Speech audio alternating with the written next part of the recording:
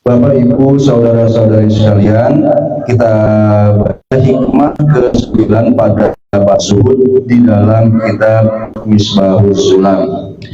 Ibnu Athaillah As-Sakandari berkata, "Lau asyraqa laka nurul yakin la ra'aital akhirata aqraba ilaika min antar hala ilaiha wa ra'aita mahasinad dunya qad zaharat kisfatul fana 'alaiha."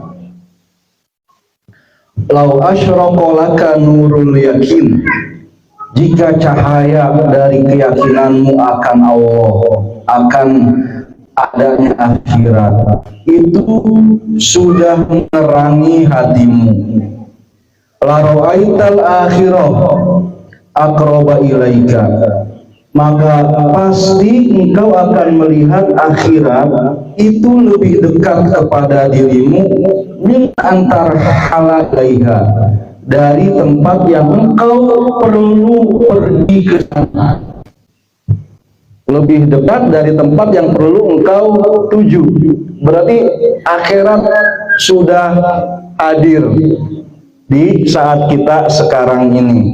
Itu jika memang cahaya keyakinan sudah menyinari diri kita. Wala ra'aita mahasinad dunya qad zaharat kiswatul fana 'alaiha, dan pasti engkau akan lihat indah-indahnya dunia itu sudah ditutup oleh gerhana kefanaan. Kefanaan itu artinya dia akan cepat hilang, akan cepat binasa. Syekh Nawawi Al-Bantani mengatakan, ai lau asyraqa fi qalbika nurul yakin, jika di hatimu sudah bersinar cahaya keyakinan, allazi tatara'a bihi haqaiqul umur ala ma huwa alaihi, yang dengannya membuat segala sesuatu akan terlihat apa adanya. Nurul yakin itu sesuatu yang membuat segala hal terlihat kepada kita dalam bentuknya yang sejati, tanpa kosmetik, tanpa polesan hiasan apa-apa. Fayahiku bihil haq, dengan nurul yakin itu yang benar terlihat benar. Wa yabtilu bihil batil, yang batil akan terlihat batil. Wal akhiratu haq, akan lihat akhirat itulah yang hak, yang sungguh benar-benar ada. Wa dunya batil, sedangkan dunia ini adanya itu semu, adanya palsu. Seperti AI, akal imitasi. Sepinter-pinter apapun AI atau AI itu, ya namanya imitasi. Memang bermanfaat, tapi harus kita yang lebih tetap mampu mengendalikannya. La absorta bihil akhirah, maka dengannya engkau akan bisa melihat akhirat. Allati kanat ghaibatan anka, yang benar dari kita.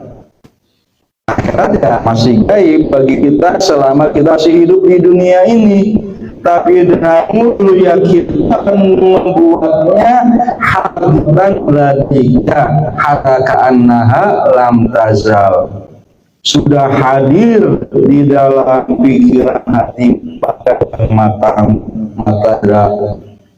seolah-olah dia selalu ada, nggak pernah goib tadi. Fakanat aqrab ilaika min iqtika ila, sehingga dekat dirimu dan kamu nggak perlu pindah ke sana.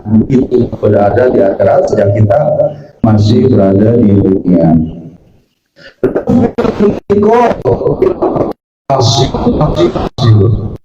Karena pindah ke tempat yang sudah kita tempati, itu artinya melakukan sesuatu yang sudah terjadi.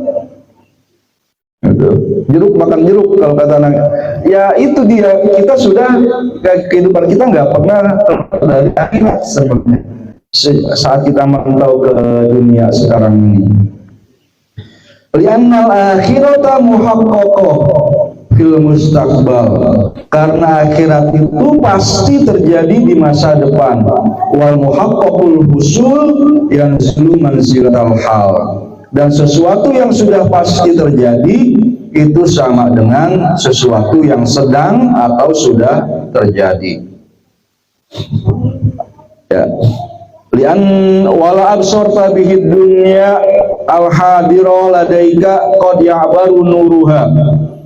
Engkau juga akan melihat dunia yang hadir di hadapanmu itu pesonanya sudah menghilang. Wa asra'a ilaiha zahab, dan dia dengan cepat pergi. Fagobat an nazrika, dia menghilang dari pandanganmu. Fazoharo laka budlanuha hatta ka'annaha lam takun, dan muncullah kebatilannya sehingga dia seolah-olah tidak pernah ada. Kalau kata anak-anak sekarang, time flies, waktu dengan sangat cepat berlalu, apa itu sebutan bahasa Inggris ya, rahmat itu ya. Artinya baru kemarin kayaknya kita kenalan 2013 jadi mahasiswa baru di UIN. Ternyata udah 12 tahun gitu. Enggak lama lagi ya, baru kemarin misalnya gitu kan, yang nggak tahu yang kita pikirkan misalnya masalah-masalah kemahasiswaan, sekarang sudah menanti kelahiran bayi gitu ya. Semoga lancar kelahirannya nanti, sehat ibu, sehat bayinya gitu. Nanti nggak terasa tuh kayak saya tiba-tiba punya anak sudah semester 7 gitu. Anak yang kedua sudah kelas 1 sanawiyah, tiba-tiba nikahin punya cucu gitu kan, tiba-tiba kita rambut botak dan ubanan. Rasanya kalau saya ketemu sama ibu saya masih dianggap sebagai anak kecil gitu kan. Dan saya juga merasa gitu kayak ya misalnya umur saya sekarang ini, kalau pikirkan ayah saya dulu gitu kan, apa yang beliau apa yang sedang dia kerjakan dan gimana. Kok saya sudah sampai di situ gitu ya. Cepat sekali waktu di dunia ini berlalu, dan ya keindahannya kalau kita lihat misalnya jabatan itu indah, kekayaan, kecantikan, ketampanan itu menyenangkan dan sebagainya, semuanya cepat berubah. Yang dulunya tandus bisa berubah menjadi tempat yang sangat nyaman seperti Masjidil Haram, Masjidil Nabawi gitu. Yang dulunya indah bisa juga cepat menjadi semak belukar dan sebagainya. Kalau kita terpesona sama teknologi modern yang diupayakan oleh pemerintah Saudi, misalnya ada kereta cepat, jalan tol dari Mekah Madinah, dari Mekah ke Taif gitu, kita bisa lupa bagaimana beratnya perjuangan Nabi pada saat hijrah pertama atau dakwah ke Taif itu yang dilempari batu, atau hijrah yang dikejar-kejar oleh kafir Quraisy, karena jalan yang kita lewatinnya enak, rogoh gitu kan, itu diantara rumah dan mimbar Nabi gitu. Sekarang pengaturannya sudah lebih baik sehingga nggak perlu antrian yang berdesak-desakan, tinggal kita daftar, dapat tasreh, nanti waktunya sudah ditentukan. Itu bisa melupakan, tapi dengan nurul tadi kita tetap bisa menembus hiasan-hiasan dunia itu, sehingga melihat bagaimana kesejatian dakwah atau perjuangan Nabi Muhammad. Fa'alaika bita'allumil yakin, jadi engkau harus mempelajari ini yakin. Fa'innahu mutasabun bimukholatoti ahlihi, itu bisa diperoleh dengan cara kita bergaul dengan orang-orang yang sudah memperoleh keyakinan. Wa ta'ahu hadithum, engkau dengarkan omongan-omongan mereka. Wa asru ta'allumi an-nazar fi sawabi, dan fondasi untuk mempelajari keyakinan itu adalah dengan merenungi sejarah orang-orang yang sudah lewat atau sejarah kita juga, sejarah hidup kita.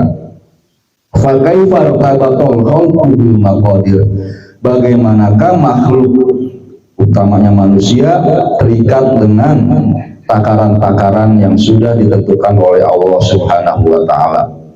Wa bil yakin yartahilul qalbu anid dunya wa yaqbalu alal akhirah, dengan yakin itu hati kita akan meninggalkan pesona dunia hanya untuk dunia saja, dan kita akan menghadap ke akhirat.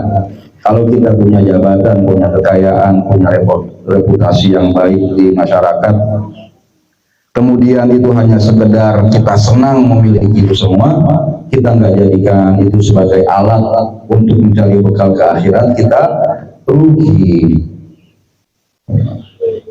Ya, sebesar apapun kekayaannya, sebesar apapun, setinggi apapun jabatannya, itu harus kita jadikan alat untuk membuktikan penghambaan kita kepada Allah. Baru dengan seperti itu kita bisa memperoleh ketakwaan. Ketakwaan adalah bekal khairuz zad at-taqwa. Artinya boleh, silahkan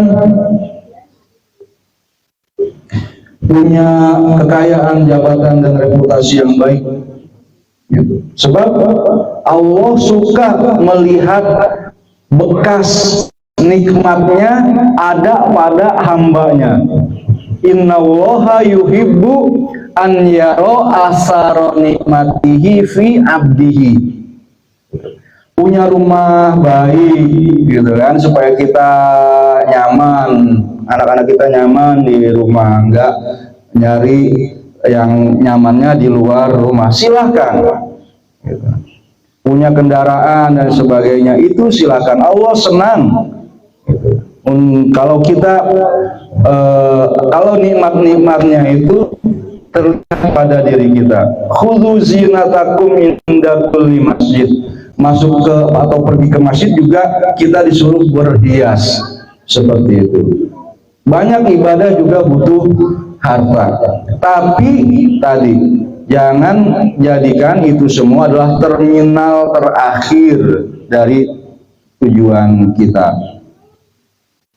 Semuanya harus untuk memberikan manfaat, bukan hanya bagi diri dan orang-orang terdekat kita, tapi juga kepada sebanyak mungkin orang di sekitar kita sesuai dengan ya kapasitas kita masing-masing. Bukan banyak atau sedikitnya yang penting dalam sedekah juga, tapi ya sedekahnya itu sendiri yang penting. Karena misalnya 5.000 bagi orang yang punya duit 10.000 itu udah 50% sedekahnya, gitu ya. Sementara misalnya 1 juta bagi orang yang uangnya MM-an tetean, gitu kan, cuma ya recehan doang. Iya. Dan ternyata ya memang banyak orang yang uangnya itu nggak berseri, iya, banyak sekali, gitu ya. Baik, saya lanjutkan baca hikmah yang ke-10. Ibnu Athaillah Sakandari berkata, al-aqwamu zahiruha girroh. Benda-benda dunia itu atau aksesoris-aksesoris duniawi yang lainnya pada zahirnya itu menipu, wa batinuha ibroh. Tapi kalau kita bisa telusuri maknanya, dia bisa menjadi pelajaran. Fan nafsu tanzuru ila zohiri girrotiha. Hawa nafsu kita mendorong untuk melihat zohir, pesona dari benda-benda duniawi. Wal qalbu yanzuru ila batini ibrotiha. Sementara hati atau akal dialah yang mampu untuk melihat pelajaran yang tersembunyi di balik benda-benda duniawi itu. Fanafsu tanzuru ila zohiratiha, itu kata Syekh Nawawi, ay ila zinatil amtinati zohirah. Hawa nafsu mendorong kita untuk melihat hiasan yang menyenangkan yang bersifat zohir. Fatagtarru biha wa tahliku sohibuha, sehingga orang yang menuruti hawa nafsunya itu akan binasa. Lianna min tab'in nafsi al-mailu ila syahawati wal ghaflati anil awaik.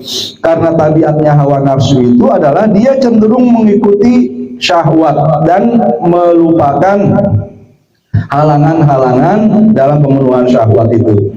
Kayak mawar bodasnya Darso gitu kan, karena ada yang mau ditengokin walaupun hujan gede dan sebagainya gitu, tetap dilakonin, dikejar gitu, karena ada nafsu gitu yang memimpin. Untuk penghalang-penghalang itu bisa dia lupakan. Iya. Fa innaha iza ta'allaqat bi syahwatiha lam tusji ila syai'in mimma yaqafuha. Kalau seorang sudah menuruti hawa nafsunya, maka dia tidak akan mendengarkan apapun yang memalingkannya. Kalau maut, seperti mati.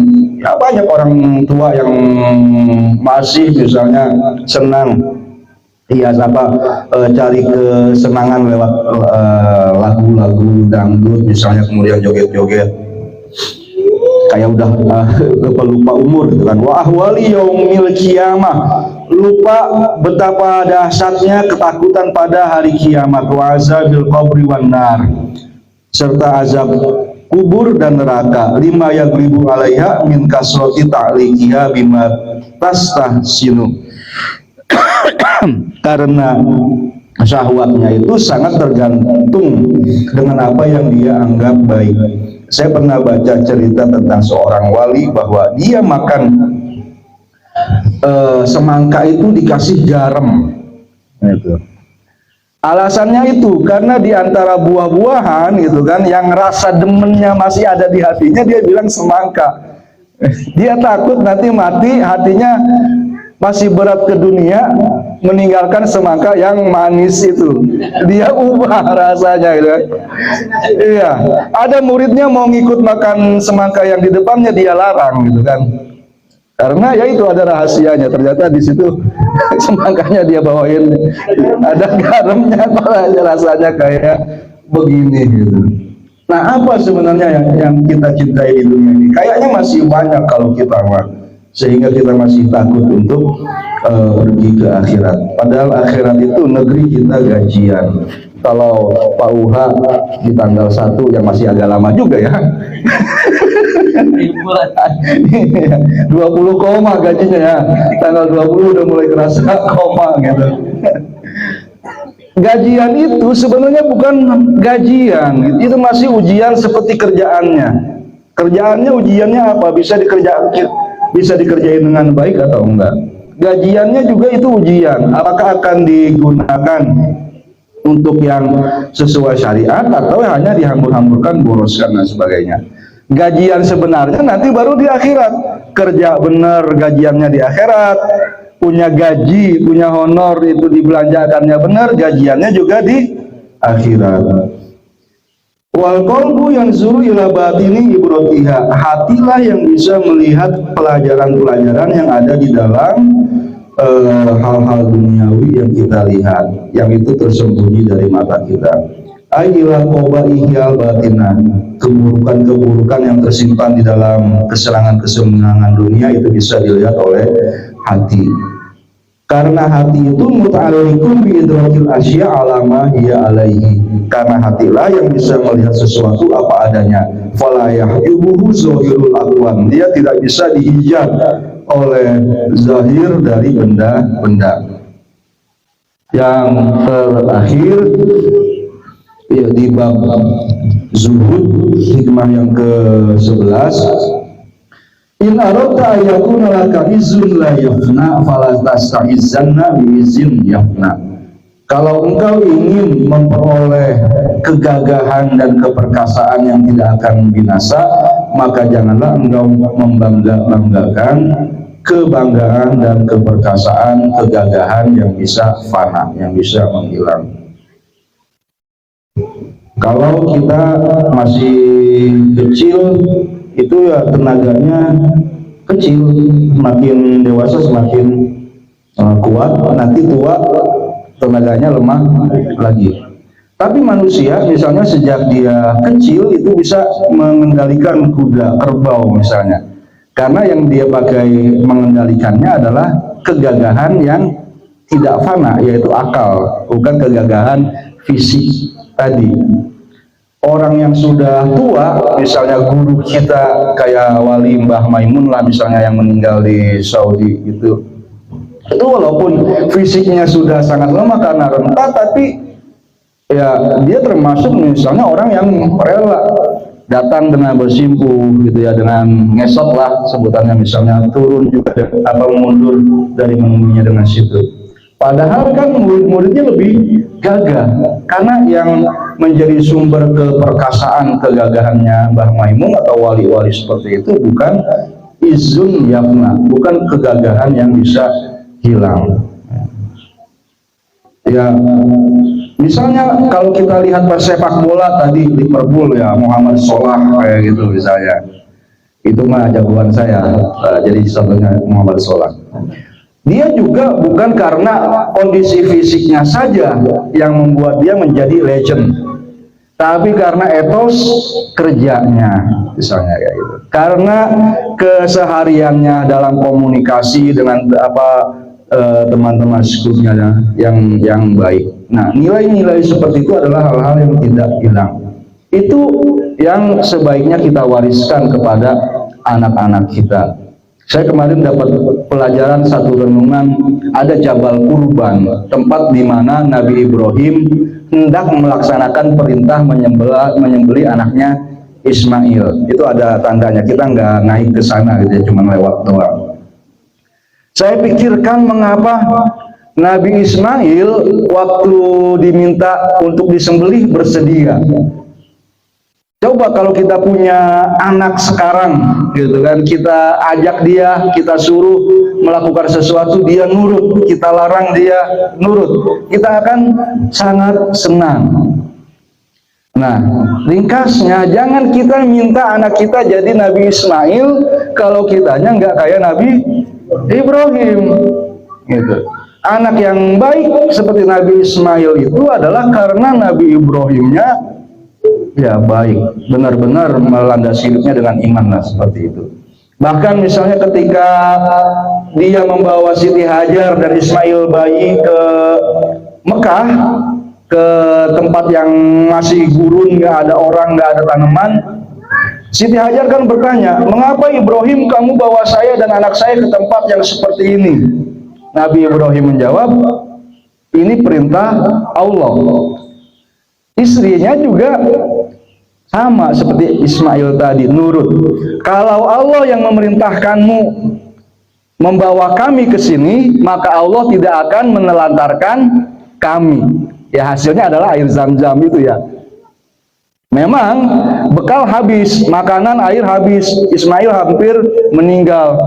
Krisisnya luar biasa, iman luar biasa, krisis luar biasa, lantas sa'i, usaha yang luar biasa, lari 500 meter kali 7, 3,5 kilo larinya tuh Siti Hajar cari air, usaha yang luar biasa dalam krisis. Hasilnya adalah air Zam-Zam, nikmat yang luar biasa, bergalon-galon dibawa orang dari seluruh dunia, nggak habis gitu. Nah sama Siti Hajar bisa nurut, bisa percaya kepada Allah juga seperti itu, selain karena memang iman secara internal, secara eksternalnya Nabi Ibrahimnya nggak neko, nggak melakukan sesuatu yang membuat istri curiga gitu kan. Transparansi dan sebagainya itu dilakukan.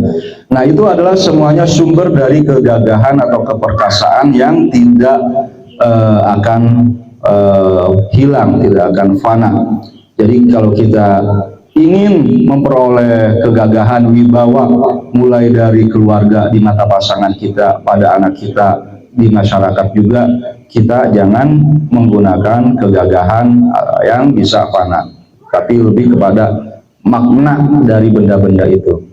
Itu yang saya sampaikan pada malam hari ini. Mudah-mudahan jadi pelajaran bagi diri saya pribadi, juga bagi bapak-bapak, ibu-ibu sekalian. Kalau masih ada dialog saya persilakan, atau kalau misalnya sudah malam bisa langsung kita tutup.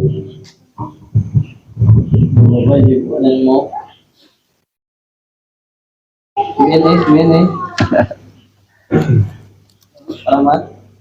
Assalamualaikum warahmatullahi wabarakatuh. Waalaikumsalam warahmatullahi wabarakatuh. Terima kasih kepada Ustaz Fadil, sangat menyejukkan hati sekali tadi.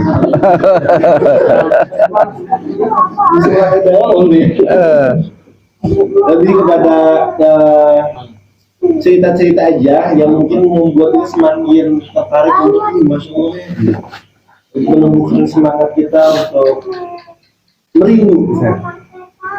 Itu aja Bapak, bangga. Terima kasih.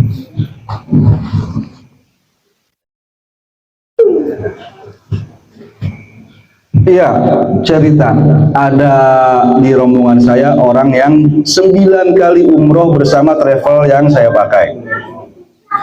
Dan sebelum dengan travel ini, dia sudah berkali-kali umroh dengan travel-travel yang lain, baik di Tangerang, di Jakarta, Depok, dan sebagainya. Orangnya orang Lebak. Akhirnya dia merasa betah dengan travel ini. Allah kuasa memberikan rezeki seperti itu. Jadi kata pemilik travelnya, kadang-kadang orang itu tuh pesen, Pak saya pesen 5 seat. Buat siapa saja?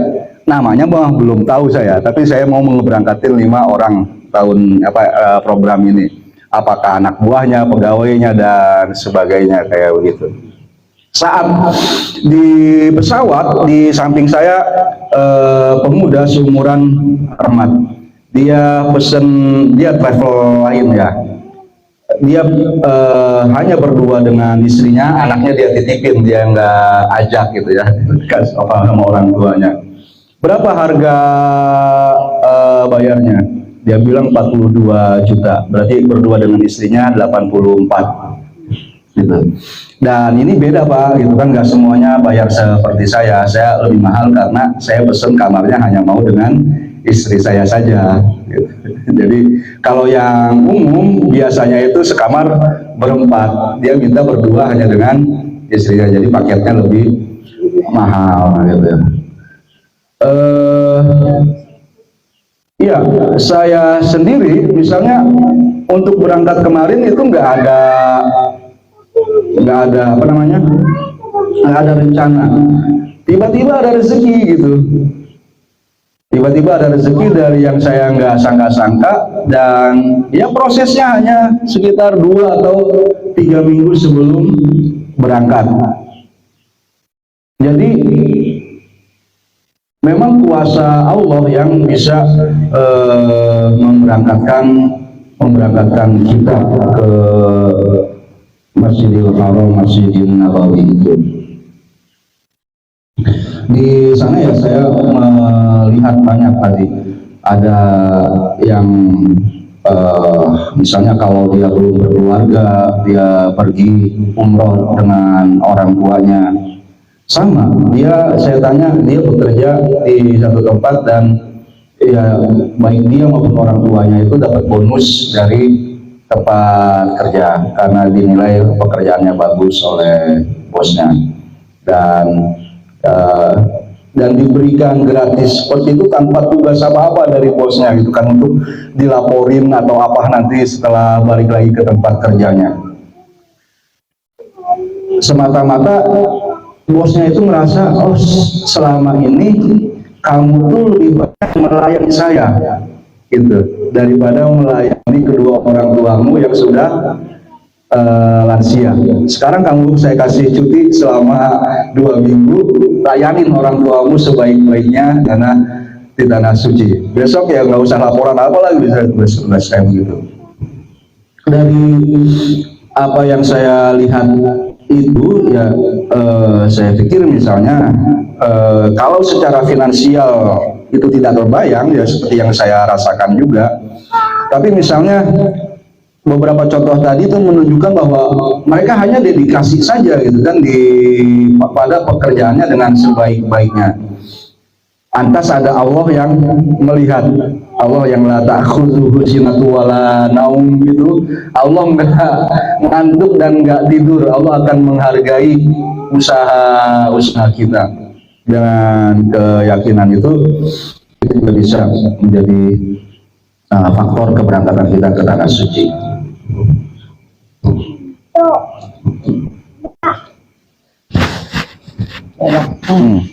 Misalnya kita punya cita-cita naik haji, sudah tabung, sudah apa, belum cukup duitnya, usianya sudah kembali lagi udah meninggal. Kita boleh nggak nih wasiat keturunan berapa yang suatu saat mungkin keturunan kita bakal bisa naik haji badalin?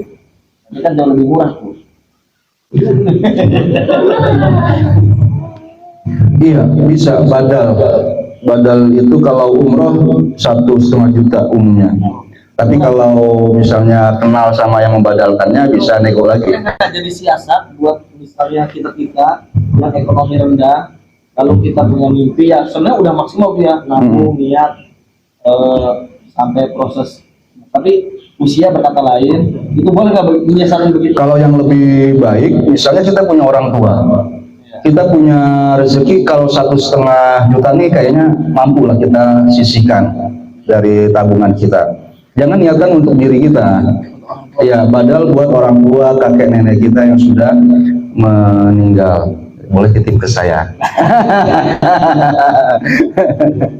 Ya, ya memang kita harus cari yang terpercaya karena misalnya saya karena ya salah satunya S1 di Al-Azhar Mesir itu banyak teman yang menjadikan tanah suci Mekah Madinah itu sebagai profesi, sebagai guide mutawif sebutannya. Kemarin itu ada di TikTok kalau nggak salah itu ya kritik dari sesama teman di Al-Azhar yang masih aktif sekarang ini karena ya banyak namanya oknum gitu ya enggak jujur gitu.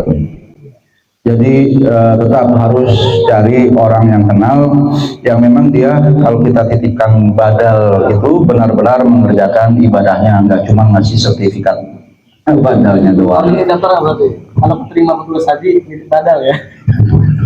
Iya, haji dan umroh itu seseorang bisa membadalkan kalau dianya sendiri sudah mengerjakan. Misalnya kalau Pak Uha besok lulus, itu yang pertama belum bisa.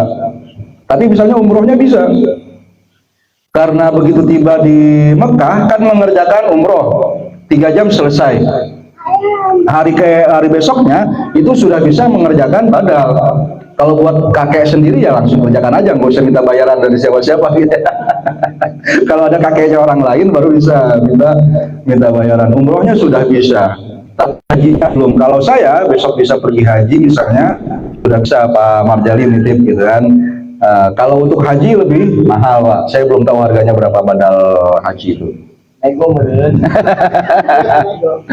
Iya, mengongkosi orang pergi umroh, pergi haji,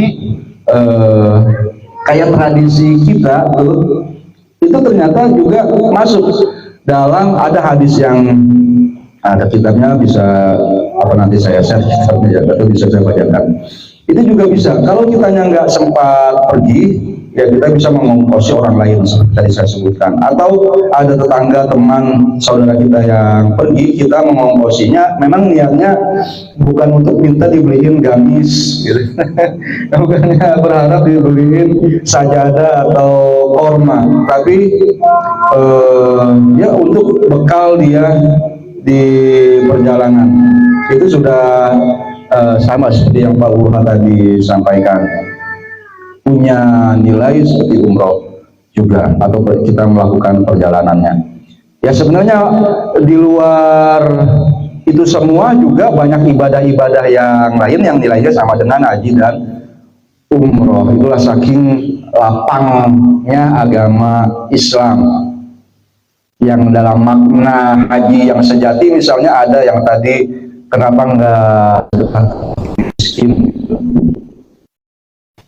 dalam sekian ratus ribu jamaah haji pada tahun berapa dulu di masa tabi'in Abdullah bin Mubarak, yang diterima hajinya adalah orang yang justru pulang di tengah jalan, karena di jalan dia melihat ada nenek-nenek yang merebus tulang bangkai karena nggak punya uang buat makan anaknya. Udah sisa bekalnya dia kasih ke keluarga miskin itu, dia pulang, dia nggak pergi haji. Tapi ternyata dalam mimpi sang wali itu, orang itu yang hajinya mabrur, gitu ya. Begitu bapak-bapak sekalian, mudah-mudahan kita semua selama kita hidup ini diberikan kesempatan, diberikan undangan oleh Allah Subhanahu wa Ta'ala untuk kunjung ke tanah suci setiap tahun, menjadi haji atau umroh yang mabrur, yang makbul, yang diterima, yang menjadi tabungan pahala dan bekal ketakwaan kita saat kita meninggal dunia, melintasi alam barzakh ya, perlu bekal, kemudian tinggal di akhiratnya nanti sebelum ditentukan tempat tinggal kita di surga, amin ya Rob. Itu ada kedahsyatan dari hisab, perhitungan amal, dari mizan dan sebagainya, semuanya bisa kita lewati dengan tenang, dengan nyaman kalau kita membawa ketakwaan. Salah satunya adalah dengan umroh dan haji, juga dengan ya doa-doa kita seperti ini, marhabanan, yang menunjukkan kecintaan kita kepada Nabi. Mari kita akhiri pertemuan majlis kita pada malam ini dengan baca doa.